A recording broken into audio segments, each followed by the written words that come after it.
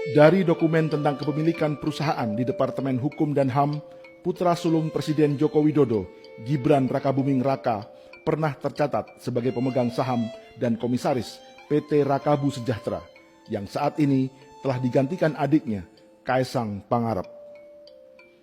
Namun saham perusahaan mebel ini tidak hanya dimiliki keluarga Jokowi. Juga ada saham PT Toba Sejahtera milik keluarga Luhut Binsar Panjaitan.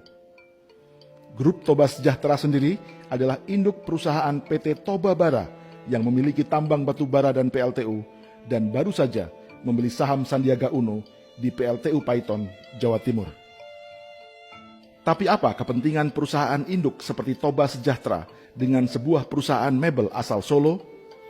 Dalam dokumen perusahaan, bidang usaha PT Rakabu Sejahtera sesungguhnya tidak hanya mebel, namun juga meliputi pembangunan atau konstruksi, pembebasan lahan, real estate, properti, pengerjaan beton, instalasi mesin, jaringan telekomunikasi, multimedia, hingga reklame dan periklanan, bahkan pengembangan wilayah transmigrasi. Mebel dan furniture hanya salah satu dari bidang usaha terkait kehutanan. PT Rakabu Sejahtera juga bergerak di bidang industri pengolahan kayu, pengangkutan, hingga industri kebutuhan rumah tangga seperti sabun, sampo, pasta gigi, atau tisu yang semua terkait dengan produk turunan kelapa sawit atau kayu. Dengan cakupan bidang usaha sebanyak itu, modal awal perusahaan yang berdiri pada 2009 ini adalah 31 miliar rupiah.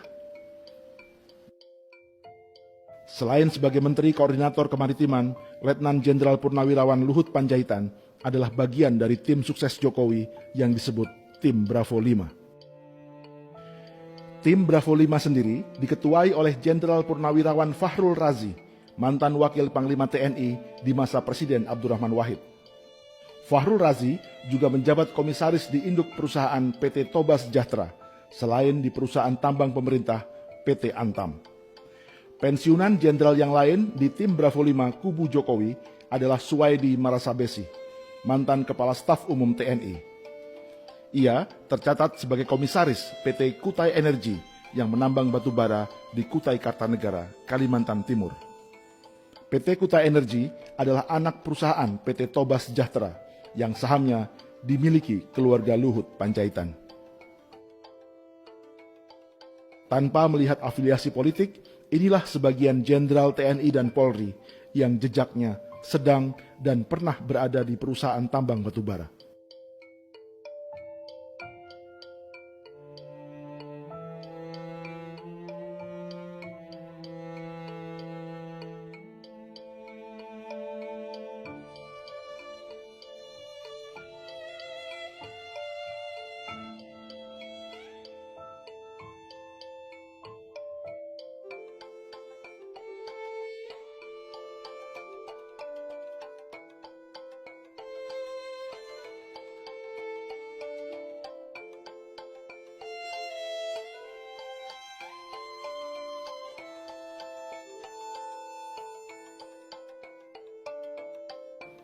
Sementara dari kalangan sipil, ada pengusaha Osman Sabtaodang yang menjadi Dewan Penasehat Tim Kampanye Nasional Joko Widodo.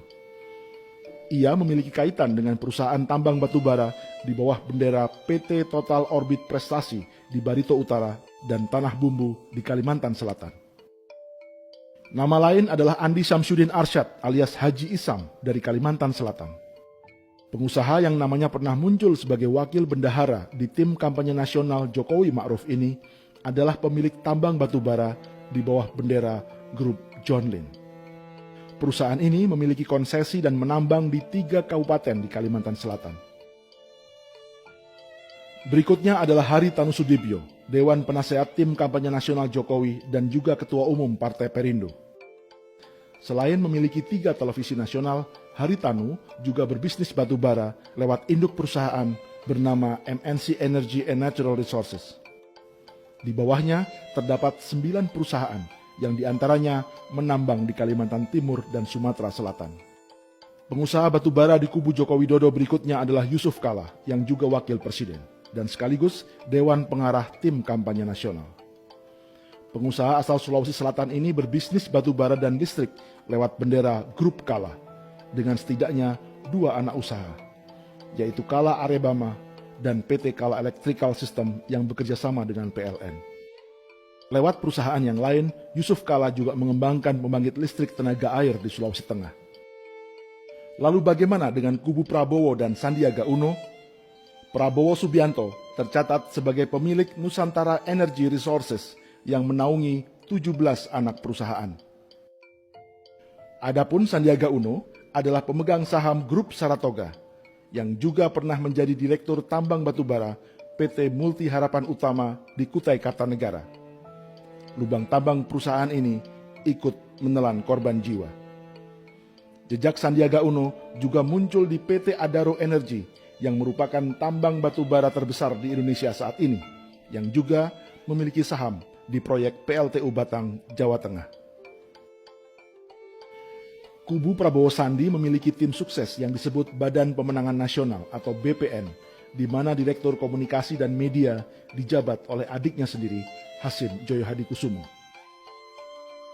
Hasyim adalah pemegang saham PT Batu Hitam Perkasa yang memiliki PLTU di Paiton, Jawa Timur, sebelum dijual kepada PT Saratoga Investama milik Sandiaga Uno, dan oleh Sandiaga Uno akhirnya dijual kembali kepada PT Toba Bara Energi milik Luhut Panjaitan. Nama lain di kubu Prabowo adalah Ferry Mursidan Baldan yang menjabat sebagai Direktur Relawan untuk Badan Pemenangan Nasional. Keluarga Ferry melalui istrinya memiliki 3 izin usaha penambangan batu bara di Kabupaten Berau, Kalimantan Timur, yaitu PT Syahid Berau Bestari, PT Rantau Panjang Utama Bakti, dan PT Syahid Indah Utama. Bahwa yang 35.000 megawatt di seluruh Indonesia dari Sabang sampai Merauke itu harus dengan cara apapun harus dikejar. Jika sebagian besar dari 35.000 megawatt yang disebut Presiden Jokowi adalah batu bara, maka ini adalah kabar baik bagi setidaknya 10 perusahaan batu bara terbesar di Indonesia. Sebab 60% dari seluruh bisnis batu bara dikuasai oleh 10 perusahaan ini. Selain menambang batu bara di hulu, di industri hilir mereka juga para pemilik PLTU. Jumlah PLTU dan kapasitas yang dimiliki bervariasi, dan sebagian dalam tahap perencanaan, perluasan, konstruksi, atau komitmen investasi.